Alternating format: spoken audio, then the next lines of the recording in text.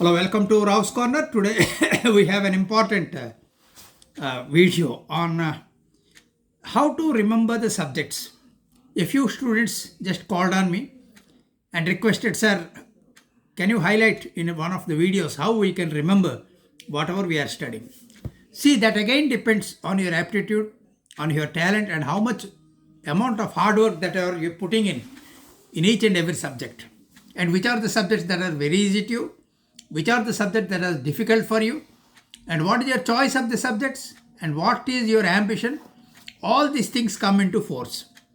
What you want to become in life. Suppose you are very interested in going to the science stream, then your preparation of the particular study hour will be different. Suppose you are an art subject, the preparation the study hour schedule will be entirely different. So it depends, it varies.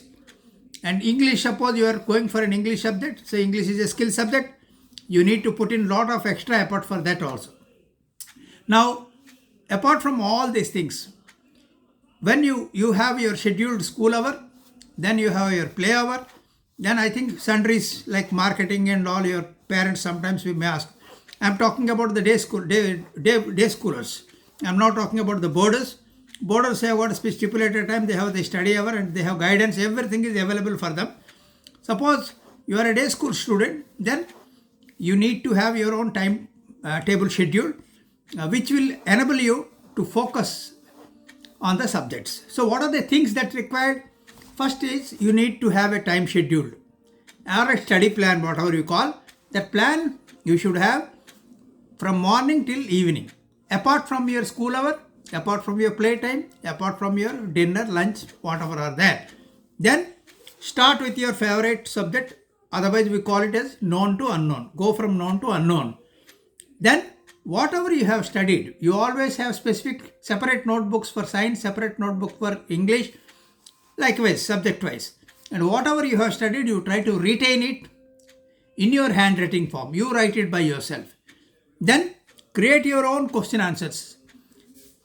When I was a student, suppose we have a physics book, a book on physics or chemistry, whatever it is, we used to go page by page and note down or write down the synopsis of what are the important points of page number 1, page number 2, page number 3.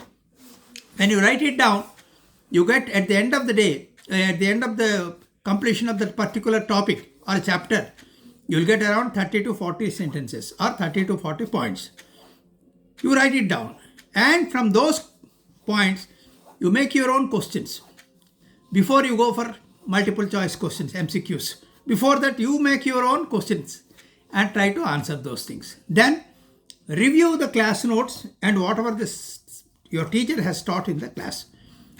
Most important aspect that every student need to know is whatever the teacher teaches in the classroom, you must fully understand it. You must focus on what he is teaching, every point, every nick of the moment, rather than chit-chatting or whiling away your time in the classroom doesn't hold good. So therefore, this is very important. Whatever notes your teacher has given in the classroom, whatever you have noted down, make a comparison and see is compatible, is that correct? Then again you have to go for the study hour. Then sometimes there are certain areas like physics, chemistry, or mathematics, certain formulas, certain computations, or certain problems may not be solved by you. There are difficulties in understanding because it is an analytical subject. So you can take the guidance of any senior at home or your tuition sir or any other person for that matter. Then you must be the master of time management. How to utilize time?